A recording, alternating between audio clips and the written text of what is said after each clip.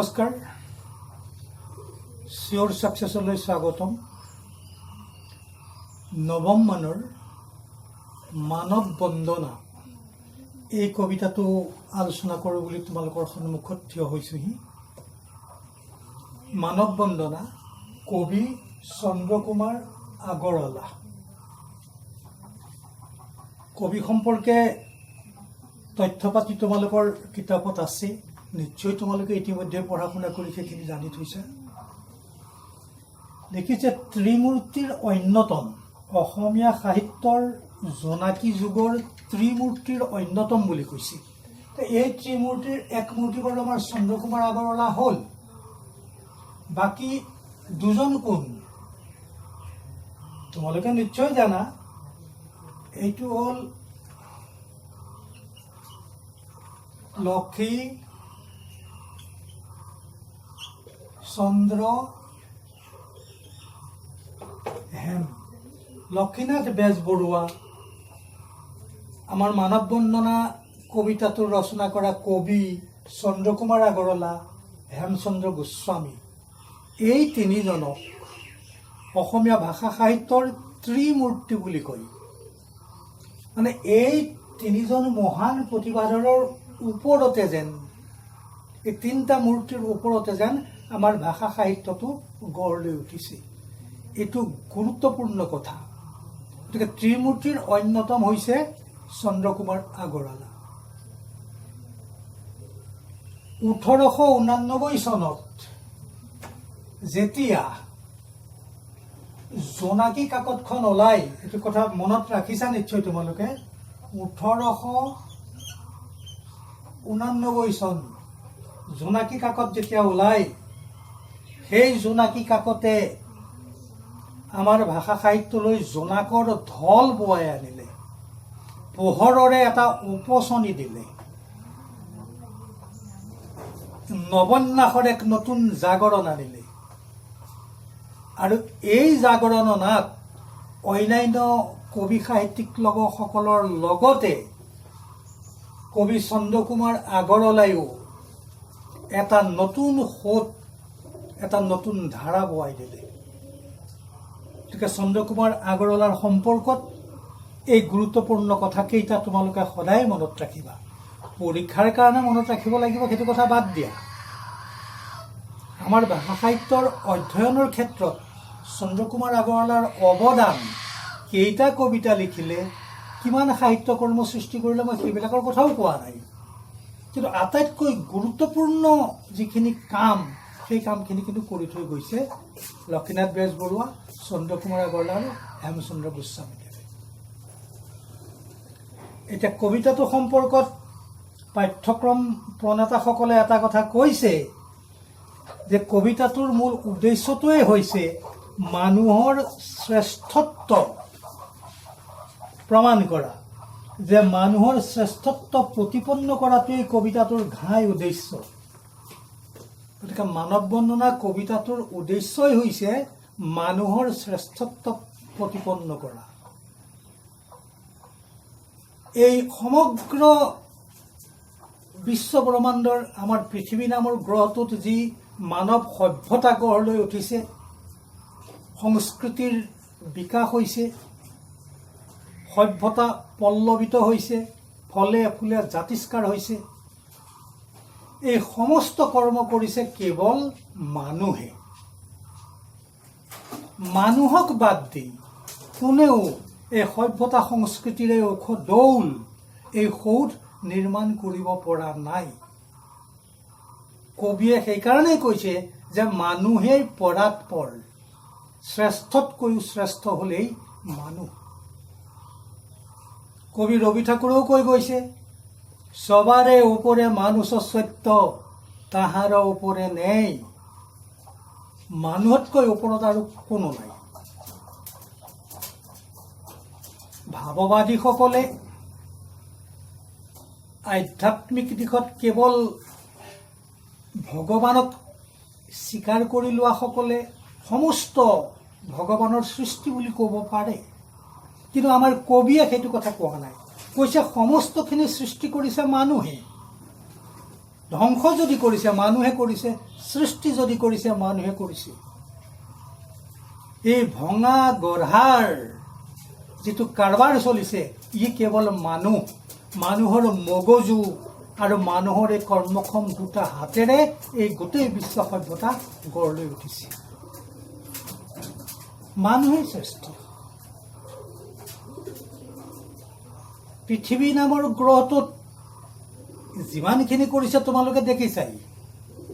বিজ্ঞান প্ৰযুক্তিৰ যি জোৱাৰ আহিছে, সি ন আৱিষ্কাৰেৰে আমাৰ জীৱন বেলেগ কৰি দিছে।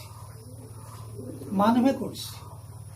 আজি পৃথিৱীৰ কথা বাদ দিয়া, পৃথিৱীক চেৰাই গৈ অন্তৰীক্ষত, মহাকাশত মানুহে বিচৰণ কৰিবলৈ আৰম্ভ কৰিছে। অন্যান্য গ্ৰহবিলাকত অভিযান আৰম্ভ কৰিছে। সেইবিলাক বা কেনেকুৱা? এয়াতো মানুহে কৰিছে। গতিকে এই মানুহ নামৰ এই জীৱটোৰ যিটো শ্ৰেষ্ঠত্ব, ইয়াৰ মগজু, কৰ্মক্ষম দুখন হাত, ইয়াৰে সৈতে মানুহে গোটেই পৃথিৱী সলাই গৈছে। কবিতাটোত এই মানুহৰ জয়গান গাবলৈকে গৈছে। আৰু সেইকাৰণেই কৈছে যে কবিতাটোৰ উদ্দেশ্যই হ'ল মানুহৰ শ্ৰেষ্ঠত্ব প্ৰতিপন্ন কৰা। এতিয়া কবিতাটো পঢ়ো। মানৱ বন্দনা, চন্দ্ৰকুমাৰ আগৰৱালা। আহিছে মানুহ, গৈছে মানুহ, মানুহ ময়াপী জীৱ, ময়াপী, মোহগ্ৰস্ত। মোহ আছে মানুহৰ, মায়ামোহত মানুহ আসক্ত হৈ থাকে। এই মোহে, এই মায়াই মানুহক কাম কৰিবলৈ প্ৰেৰণা দিয়ে। এইটো পালোঁ, মোহ বাঢ়ি যায়, আৰু লাগে। প্ৰাপ্তি হ'ল, শান্তি নাই, আৰু লাগে। এই লোভ, মোহ, এই বাসনাই সভ্যতাৰ গতি তীব্ৰতকৈ তীব্ৰতৰ কৰি গৈ আছে। মায়ামোহত আসক্ত হ'ল মানুহ ময়াপী জীৱ। এই মায়ামোহক বেলেগ ধৰণৰো ব্যাখ্যা কৰা যায় যে মায়ামোহত আসক্ত হৈ থাকিলে নহ'ব। এই মায়ামোহ অতিক্ৰম কৰি আমি নিষ্কামভাৱে বেলেগক, আন পৰম এজনক আমি ভক্তি কৰিব লাগে। সেইটো এটা ব্যাখ্যা আছে, এইটো ভাৱবাদী ব্যাখ্যা। কিন্তু কবিয়ে সেইটো কোৱা নাই। কবিয়ে কৈছে এই ময়াপী জীৱ মানুহে আগুৱাই যাবলৈ লাগে। অতৃপ্তি, যিমানে বিজ্ঞানৰ ন আৱিষ্কাৰ হৈছে তাত শান্ত হৈ নাথাকে মানৱ জাতি, আৰু লাগে, আৰু লাগে। মানুহ ময়াপী জীৱ। মানুহ সুতৰ অন্ত নাইকিয়া, ভুলিলে মৰত কিয়? মানুহৰ সুত বৈ আছে, ইয়াৰ অন্ত নাই। ব্যক্তিগতভাৱে মই কোনোবা পৃথিৱীৰ পৰা আঁতৰি গুচি যাব পাৰোঁ, মৃত্যু হ'ব পাৰে, কিন্তু মানুহৰ সুতটো বৈ থাকিব। মানুহ সুতৰ অন্ত নাই। এটা চাম যাব, নতুন চাম আহিব, নল মৰে গজালি ওলাই। মানুহ সুতৰ অন্ত নাই এই মৰতত, এই পৃথিৱীত। মানৱী জনম দিয়া উটুৱাই মানৱী কলম সতে। সেইকাৰণে হে অমৃতৰ সন্তান, হে মনুষ্যসকল, হে মানৱ সন্তানসকল, তোমালোকে নিজৰ জীৱনটো কৰ্মৰ সুঁতিত উটুৱাই দিয়া। কাম কৰা, কাম কৰা। কৰ্মই জীৱন, কৰ্মহীনতাই মৃত্যু। ইয়াৰ আগৰ যিটো আমি গদ্যৰ পাঠ পঢ়িছিলোঁ, তাতো এই কথাবিলাক বোধ কৰোঁ পাইছা। অনন্ত কামৰ সোঁতত নিজকে বিলাই দিবলৈ কৈছে। মানৱী জনম দিয়া উটুৱাই মানৱী কৰম সোঁতে। মানুহৰ মৰম বুজিবা মানুহে, ধৰম যে মৰমতে। ধৰ্ম, ধৰম ক'ত আছে? মৰমৰ মাজত আছে। মানুহে মানুহক মৰম কৰিব লাগে, পৰস্পৰে পৰস্পৰক ভাল পাব লাগে। এই মৰমৰ মাজতে ধৰ্ম লুকাই আছে বুলি কৈছে। নালাগে বেলেগে কিবা পাষাণ, কোনোবা প্ৰতিমা, যাগ যজ্ঞ কিবা কিবি, তাৰ মাজত ধৰ্মটো নাই। কবিয়ে কৈছে ধৰ্ম আছে তোমালোকৰ মাজত, আমাৰ মাজত। মই তোমালোকক ভাল পাওঁ, তোমালোকে মোক ভাল পোৱা। সমাজৰ সকলোৱে ইজনে সিজনক ভাল পায়, হাতত ধৰা ধৰি কৰি গৈ থাকা। এই মৰমৰ মাজত ধৰ্মটো লুকাই আছে বুলি কৈছে। এনেওতো কয়েই নাৰায়ণ ক'ত আছে? নৰৰ মাজত আছে, নৰৰূপী নাৰায়ণ। এই নৰক মানুহক ভাল পালে, মানুহৰ পূজা কৰিলে, মানুহৰ উপকাৰ কৰিলে, মানুহৰ দুখত যদি মই কান্দিব জানো, মানুহৰ সুখত যদি তুমি হাঁহিব জানা, ইয়াৰ মাজতে তোমাৰ যিটো উপলব্ধি হ'ব, যি অনুভূতিয়ে তোমাৰ হৃদয় জোকাৰি যাব, সেইটোৱেই হ'ল ধৰ্ম। আৰু সেইটোৱেই হ'ল মানৱ ধৰ্ম। মানুহে মানুহক ভাল পাব লাগিব। সেইকাৰণে কৈছে কবিয়ে যে মানুহৰ মৰম বুজিবা মানুহে, ধৰম যে মৰমতে। মানুহেই লগ, মানুহেই সংগ, মানুহেই পৰাত পৰ। তোমাৰ বন্ধু কোন? মানুহ। তোমাৰ জীৱনৰ সংগী কোন? মানুহ। মানুহেই পৰাত পৰ, পৰাত পৰ, শ্ৰেষ্ঠতকৈও শ্ৰেষ্ঠ। মানুহতকৈ ওপৰত আৰু কোনো নাই। সকলোৰে ওপৰত মানুহ, এইটোৱে সত্য কথা। তাৰ ওপৰত আৰু একো নাই। কবিগুৰু ৰবীন্দ্ৰনাথ ঠাকুৰে কৈ গৈছে। মানুহে সমগ্ৰ বিশ্ব প্ৰকৃতিক নিজৰ সুবিধা মতে সলনি কৰি লৈছে।